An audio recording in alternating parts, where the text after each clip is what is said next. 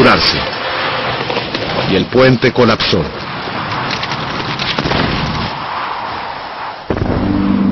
El derrumbe del Tacoma fue un hito, porque desde entonces los ingenieros advirtieron que debían tomar muy en serio la reacción de las grandes estructuras, especialmente los puentes, ante los vientos, porque pueden derribarse con vientos de muy poca velocidad.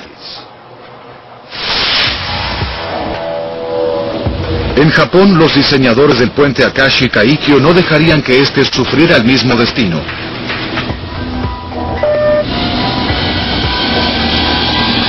Este es uno de los túneles de viento más grandes del mundo, construido para poner a prueba una enorme maqueta de 40 metros. El puente Akashi tiene el doble de tamaño que el Tacoma, y tendrá que soportar vientos mucho más fuertes que los que destruyeron ese puente.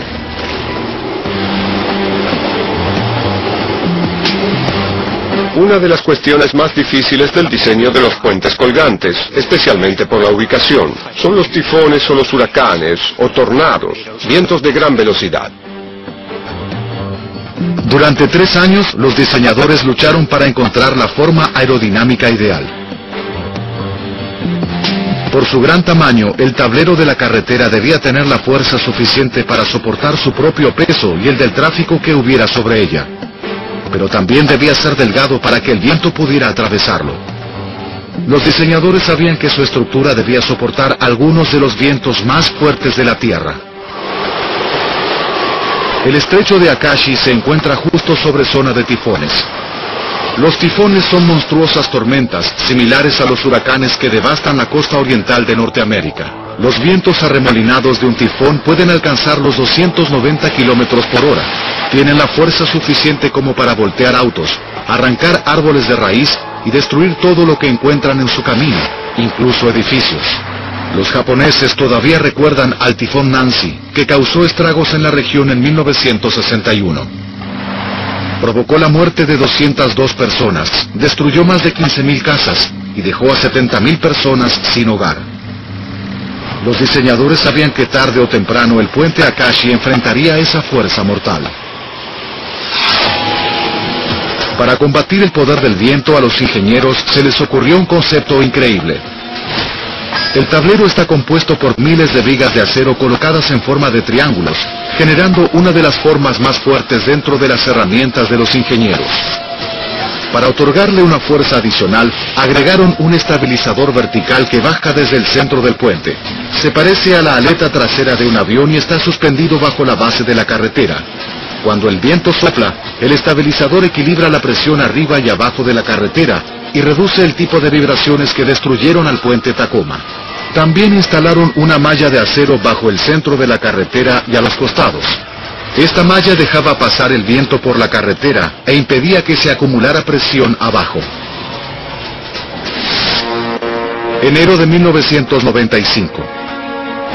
7 años después del inicio del megaproyecto, estaba a punto de comenzar la última etapa en el puente más grande del mundo, la construcción de la carretera. Hasta que se completara, toda la estructura era extremadamente vulnerable. Los constructores de puentes decían que el puente se encontraba en un estado temporario. Es el momento más peligroso para el puente, especialmente en una tierra propensa a los terremotos. Casi todos los derrumbes suceden durante la construcción. Los japoneses estaban ansiosos por colocar el tablero en su lugar y terminar el proyecto, pero la situación se encontraba a punto de convertirse en un desastre.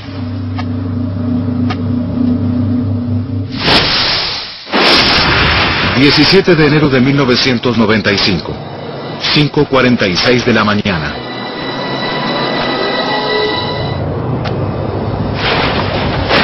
Un terremoto azotó la ciudad de Kobe. Fue el mayor terremoto de Japón desde 1923... y llegó a medir 7.2 en la escala de Richter.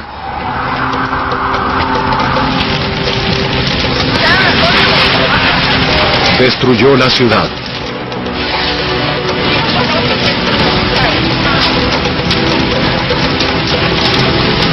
En Kobe la mayoría de la gente estaba durmiendo. Norikazu Kato, quien trabajaba en el centro asesor de tráfico de la bahía de Osaka, estaba en su casa cuando se produjo el terremoto. Estaba completamente oscuro cuando sucedió. Y mi familia y yo estábamos en casa, durmiendo. Creo que eran las 6:45 de la mañana, cuando hubo un sonido terrible que nos sobresaltó. El terremoto fue uno de los peores de Japón en las últimas décadas. En el término de pocos minutos, 100.000 edificios se derrumbaron.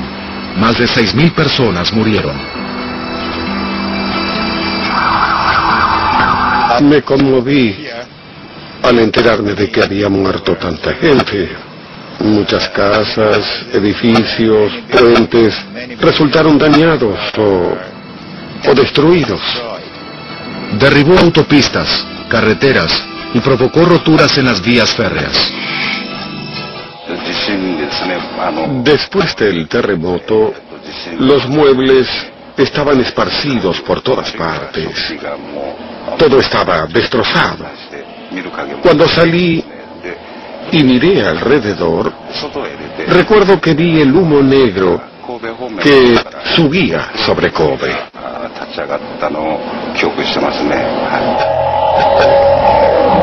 Al principio la devastación fue tan grande que nadie pensó en el puente. La gente de Kobe luchaba por salvar su vida y sus pertenencias entre los escombros. El epicentro fue a 20 kilómetros de Kobe y a tan solo 4 kilómetros del puente Akashi.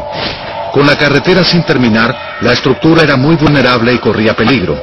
A 435 kilómetros de distancia, en Tokio, uno de los diseñadores del puente, Arakazu Ohashi, observaba horrorizado las noticias de la devastación. Sabíamos que el puente estaba en construcción.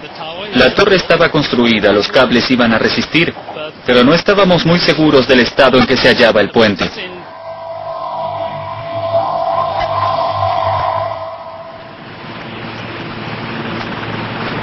En el puente los ingenieros sintieron alivio al descubrir que la enorme estructura seguía entera.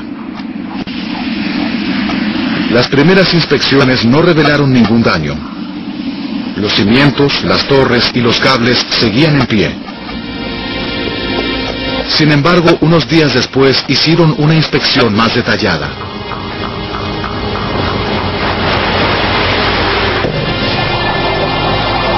Utilizaron un vehículo operado con control remoto para estudiar los cimientos del puente. Al comienzo, las imágenes que el vehículo transmite del lecho marino sugerían que todo estaba bien. Luego, las cámaras revelaron el alcance del desastre. Los ingenieros estaban horrorizados. Había una línea de fallas en la superficie terrestre, justo entre las dos torres del puente. Makoto Kitagawa fue uno de los primeros en enterarse de la noticia. En los 2 días que siguieron al terremoto, llegó otro informe de la oficina de construcción. Era increíble. Mostraba que la línea que conectaba los cimientos no era recta. Los resultados del estudio fueron extremadamente alarmantes.